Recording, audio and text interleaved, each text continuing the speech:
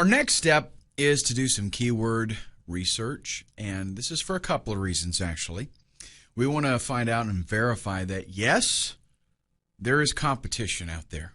There are people that are bidding on the keywords that we're targeting, and that means that they're willing to pay some money, so that means that it's a profitable niche. Okay, if there's nobody bidding, if you get into a niche or you get an idea and you go into these tools here and you find out that, hey, nobody's bidding. If you go to Google and you type in the keyword and there's no ads, not a good sign, folks.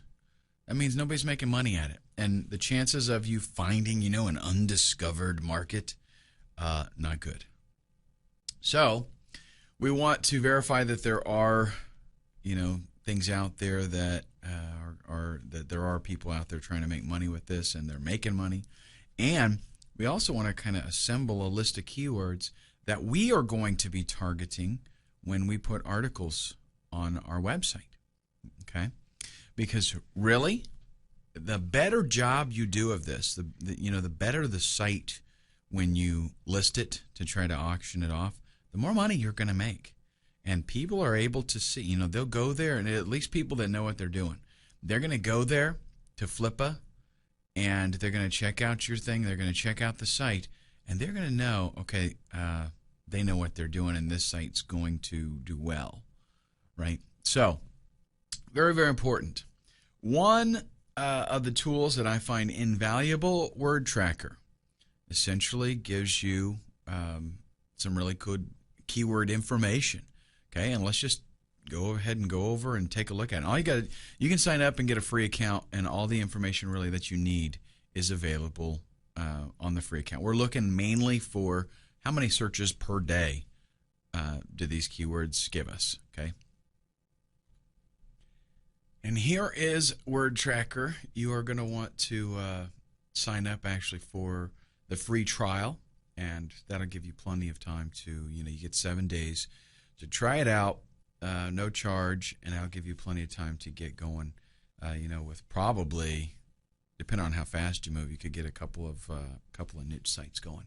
But what you're going to find out is if this turns into a regular business opportunity for you, and you decide, yeah, this is something I want to do, you're probably going to want to hold on to your account here at Word Tracker. Let's go ahead and click Start your keyword research. And what you want to do is, first off, you're going to find something, maybe you got a keyword idea, right, from your niche research. So you're going to type that keyword idea, and you can be pretty generic here in the box. You can see I've already got one from before, but I'll show you how this works. You type your keyword in there, click search, and then what's going to happen is it's going to go out and find other keywords that are related. Okay, and you can kind of go through here and get an idea of what kinds of stuff would make sense, right? What kinds of stuff could be sold. Maybe you're going to do, if you're going to do some kind of product or something on yoga, in this case, yoga beginners. Okay, let's do that. Let's do a search. Yoga beginners or yoga basics, anything like that. Click search there.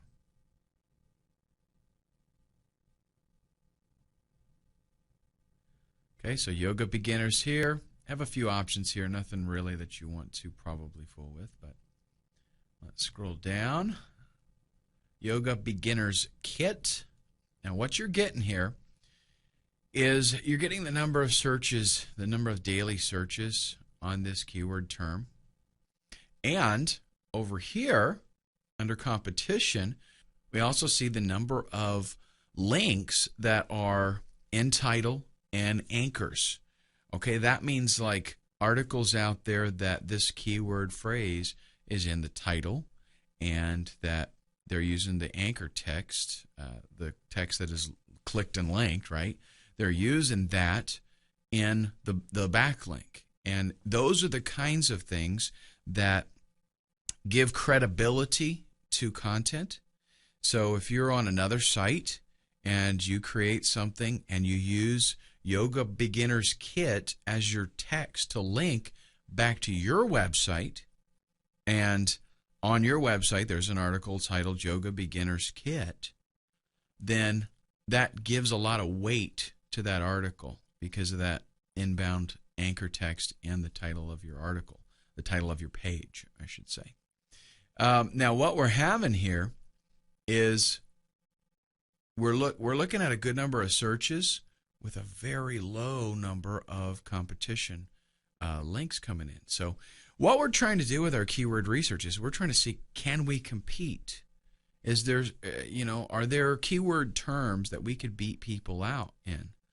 And what I'm telling you is that you can get, you could get 100 quality inbound links in a month, maybe 2 months, very easily. So for me to look at this right here, Yoga Beginner's Kit, it would be very easy, and considering that it gets 542 searches a day, it would be very easy for me to rank quickly for that particular term.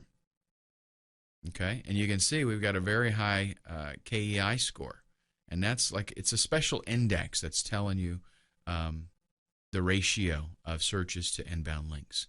Okay, but now you got to take this with a grain of salt, because if the keyword phrase is totally worthless, then there's a reason, why there's not a lot of inbound links in competition.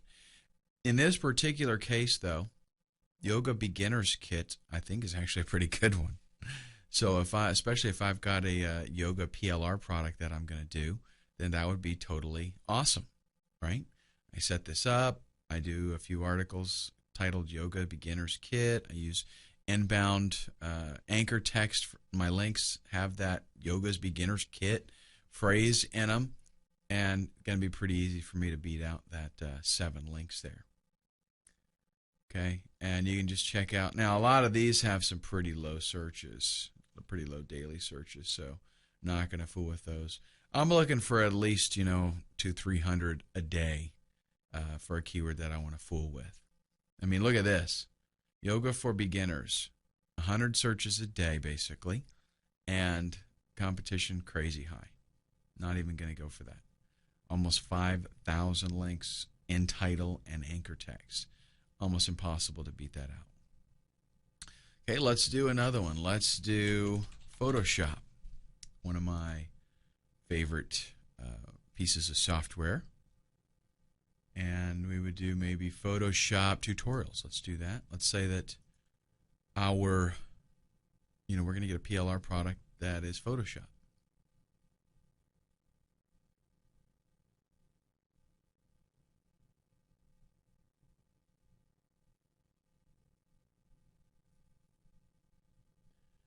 And as I guesstimated here, 1,258 searches a day for Photoshop tutorials, 25,000 links coming in.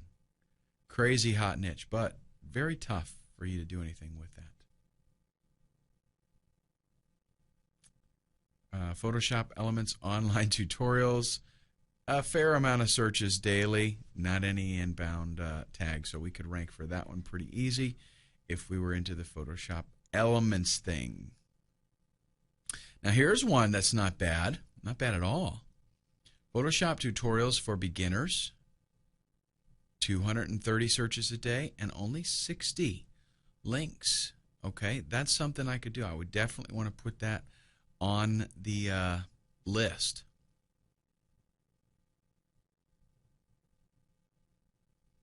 And maybe even Photoshop CS5 tutorials. That one's kind of borderline. I don't like the daily searches there, but it probably still would get us a fair amount of traffic, and it would look good. So you get the idea there with that. We're looking for keyword ideas. We're going to get, maybe you're going to write like a dozen, maybe 15 articles. So you want at least that many keywords that seem like, yes, it's possible for me to rank for this, for the site to rank for it and make it look good. Now, another tool that I want to mention, I'm not going to demonstrate it, but because it is something that you do have to purchase, and it's not exactly cheap. Micro Niche Finder. I do use this pretty regularly. because it kind of simplifies the way the whole process works. In other words, it allows you to type in a keyword. It's going to show you a bunch of other keywords, and it basically gives you a red, yellow, or a green on whether there's a possibility that you're going to be able to rank for that keyword. You know how easy it would be. Another tool that I recommend is a little toolbar for your Firefox browser. Go to tools.seobook.com, and this is a plugin. It's pretty cool. Let me show you what it looks like. It gives you, right here, this little toolbar, and it shows me a lot of information. It shows me the PR for the site. It shows me link domain, the inbound links and stuff like that. For example, let's just do one of these here. Photoshop tutorials for beginners.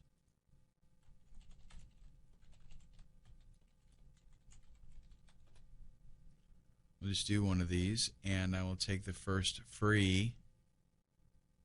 Actually, this one would be better. Let's go back to this one. This has the exact phrase in the title.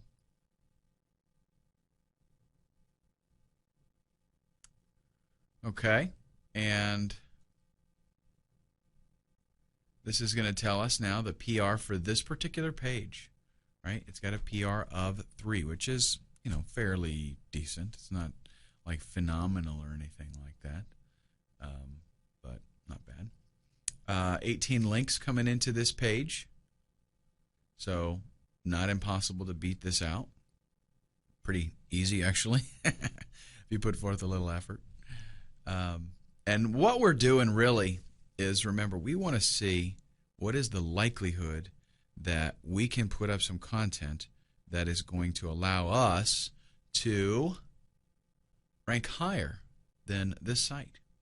And really, all you got to do, folks, listen, this is not all about becoming, on page 1. It's not, position number 1.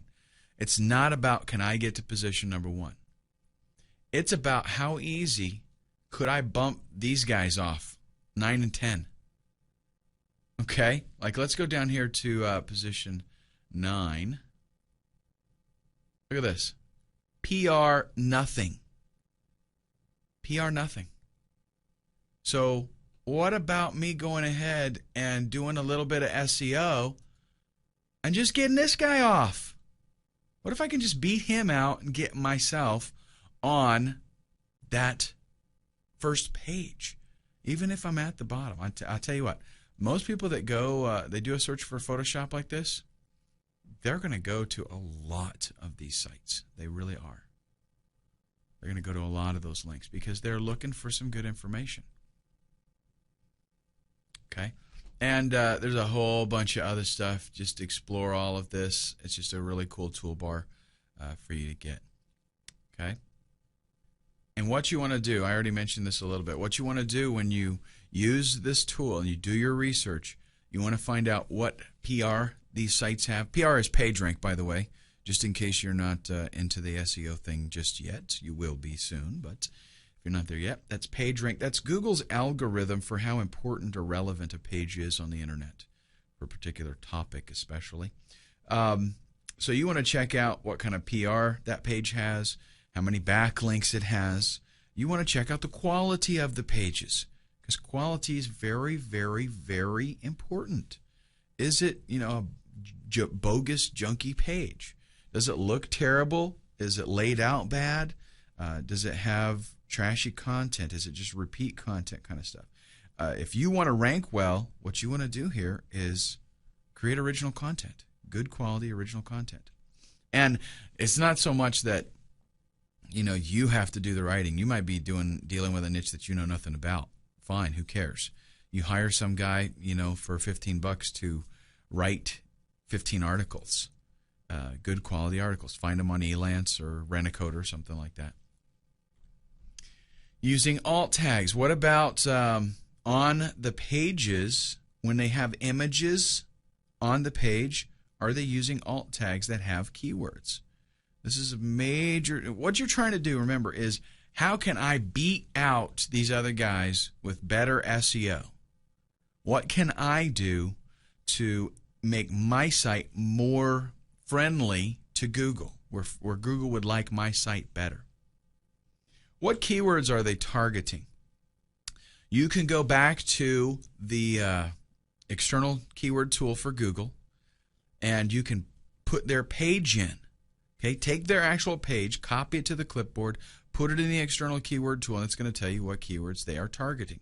Maybe I should do that, right? Let me show you an example. Actually, I'll mention the last thing, and then we'll go look at a site, and actually I'll show you all of this stuff so we can get kind of an idea of what's going on. What kind of keyword density are they using? Because if they're at position 9, they did something good enough that Google likes them enough to put them on the first page. So we want to kind of mimic, we want to see what they have done and what we can do better. Maybe their keyword density was only 1%. Let's try to bump it up to 2% and see if that's better. What that means is, out of 100 words, if we're going to target 2% keyword density, out of 100 words, we're going to take our targeted keyword and we're going to use it twice. Now, let me give you a little tip here. A lot of times in writing, guys get crazy with the keyword density thing, and they say, okay, I want to do 3.1% keyword density, and Google's going to love me. But what I have found is a lot of times, if you keep that keyword in mind and you write for human beings, and you just use that keyword when appropriate, again, you focus on the keyword, you do want to have it in there, but you don't overkill yourself. You just write for people. Then the search engines do love it, okay? But you want to make sure at the same time that you are using your keyword enough in the article. So let's take a look now at, I'll evaluate some of these sites maybe, and we'll look at what's going on, and you can kind of get an idea what to look for. So here we've got this first one.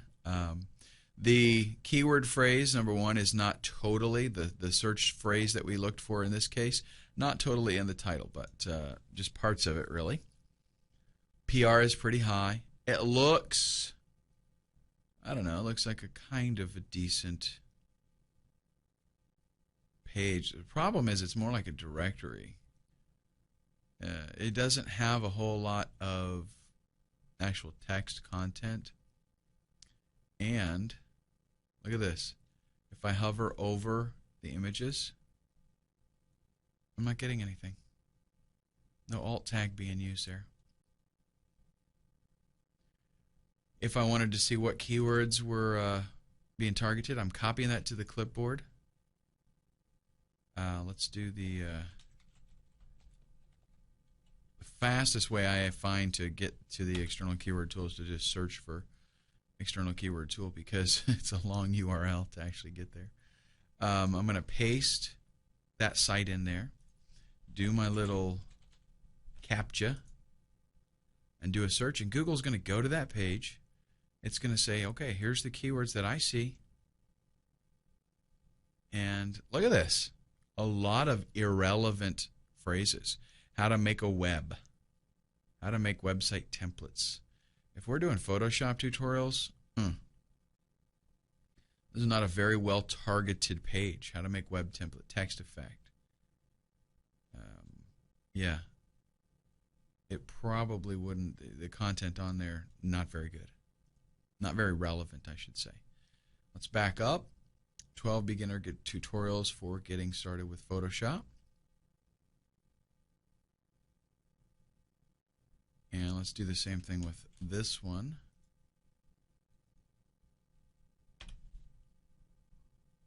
See what it finds with that.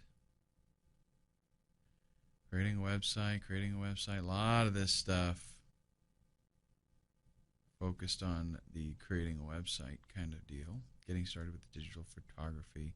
You know, Google sees a whole lot of stuff on this page, and I'm not sure that it's very relevant. Okay, now they are using the alt image tags on this page, at least sometimes it appears. Yeah. So they are using alt image tags on that one. Don't know how relevant the keyword phrases are. Whoa, hold on a second. Did I just see? Is this the right site? No. It was this one, wasn't it?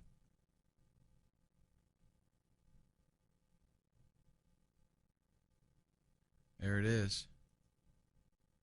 Personal sub. Is that cool or what? I'm going to bookmark that. I got to come back to check that out later. Got to get me one of those. Okay. Let's check out. Really, again, we want to focus on these ones on the bottom because these are the ones that we want to try to beat out. And that's the beauty of this, is it's not all about, oh, you know, can I totally blast these guys and get myself into the first slot there. It's not all about that. Now, they're ranking pretty good for some of these more Photoshop tutorial type of keywords. Not so much. Now, see, they're probably, I don't know. It looks like they're targeting a different animal. At least Google's seeing them differently. They got a PR of 4. Now, that's pretty decent. But look at all the content. See the difference here? Look at all the actual content there instead of just pictures. Let's see if they're using alt tags. They're not. When you hover over an image, that just tells you. If you hover over and there is an alt tag, so see, look at that. I mean, we can probably out SEO those guys. Let's go ahead and go up one more. Now, about.com, man, they're hard to beat out. So we're checking PR, we're checking links, we're checking the general appearance of the site. Does it have good content on it? I find actually a lot of the about pages are, it's kind of strange because it's not, you know, the first page that you go to a lot of times is more like a little directory with a ton of ads and links to other articles. It's not so much an actual article. So you have to check that out. Keyword density again. Let's go to this one because it had a lot of content.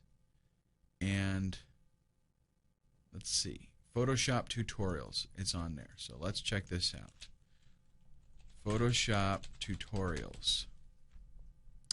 There we see it's there once. Yeah, boy, that's it. Let's see something else here. They have it broken up, but I doubt that. Yeah, that's not even. They're just getting that because it's related. Let's go to training. 1, 2, 3, 4, 5. Pretty much 4 or 5, something like that. It starts to repeat. And in the article itself, just do a little, there's Photoshop there in the title, tips and tricks for beginners. Is that what we're actually, yeah, or we're doing tutorials for beginners, okay. Let's check that out, actually, that whole phrase, because they're ranking for it. Actually, let's just do beginners. There's one, and just the one. So see, if we actually went in there and we targeted that particular phrase and we put content that used that phrase, they're not even using it a whole lot, okay? So we can out SEO them pretty easy. We could go out and maybe do a little bit of article marketing and get some links back to our site. Again, the more work we do beforehand, the better the site looks to a buyer, and the more it's going to be worth to them. Now, I don't know about you, but I absolutely love using Microsoft Excel. I keep a lot of information about keywords in here, you can see. So when I'm doing my research, I'm compiling data. So I recommend that you do the same because, sorry, I forgot that's out of the window for you, because this is a way for, and I know, hey, this is a little bit of work, right? But listen, it's you're putting some sweat equity into a business that is going to allow you to make more money. The more work you put into this in the beginning, the more money you're going to make, because the more the site is worth. If you can tell, and you're listing on Flippa, if you can say, hey, I've done this and this and this, I've written articles at directories and they're pointing back here, and those links will remain there. I have beat out a lot of the sites as far as keywords that I'm targeting. There's this many articles out there, and I wrote this many articles, and this is good quality information. And why? Because these are original articles and they target the keywords specifically. If you can outline for them all the research and the work that you have done and why this site is in a position, to make some money, and hopefully, maybe even you do make some money if you hold on to the site for a little while, then it's awesome, right? That it's going to be worth so much more to them as a buyer. Means you get more money. All right, now, up to this point, it's been pretty straightforward as far as what we should do for research and picking the niche that we want to be in and making sure that it's going to make us some money. This is what normal people do when they're going to flip sites. But in the next video, we're going to do something that is a little bit different, and it involves PLR products.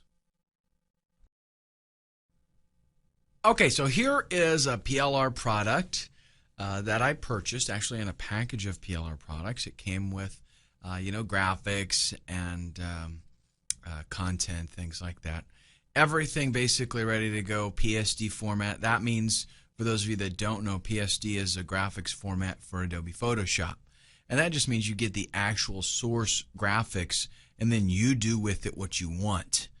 Okay? And this right here is a template that came with the package that is an e-cover, kind of e-book looking thing, for like a DVD case or something, or you can make a little book with it or something like that. And this is the graphics that came with it. You'll notice, and again, this is not going to be a Photoshop training, folks, okay? I am just going to show you that what I get here is all the different elements. Okay, here's the different elements of this package. Those little birdies, the text elements that are in there. Let's find a title here maybe. The coins on the ground. Okay, they're all the treasure chest. They're all little elements that are all different. Okay, and then put together, it's called a composition. It's a bunch of different things together, makes one, final visual product here. Well, here's what I did, and again, just go in there, tweak some things, change the title. It took me about 15-20 minutes. Bam. Okay, completely new product. I changed the title to Twitter traffic. I rearranged the little description thing that pops up here, added it to the spine, changed the spine up, made my little birdies green and have many more of them, right? Look, I just duplicated them. Made it like they were saying all this with the little box there. Changed the overall color theme to that green color. Simple to do, 15-20 minutes, completely new product. So that is all that it takes to make the switches so that you've got a new product. If you got content that you're dealing with, you want to do the same thing. This package also came with a web template. I would want to do the same thing with that web template. Match this new theme that I've created here. And if there's sales copy, I want to go through that. I want to configure that so that it's more customized towards me. Okay, you can throw in some of your personality, stuff like that. But the bottom line is, this is actually not very difficult to do, and it totally sets you apart. So now you're going to have this product set up on your new website, and you're going to set that on Flippa, and bam, it's like somebody can walk in to an instant website and product with content, and it's all customized. They're the only ones truly that really have that exact product. All right. Up next, we're going to go through the process. I'm going to tell you basically what it is that you want to do to get your website up and running after you've got the product all customized and ready to go.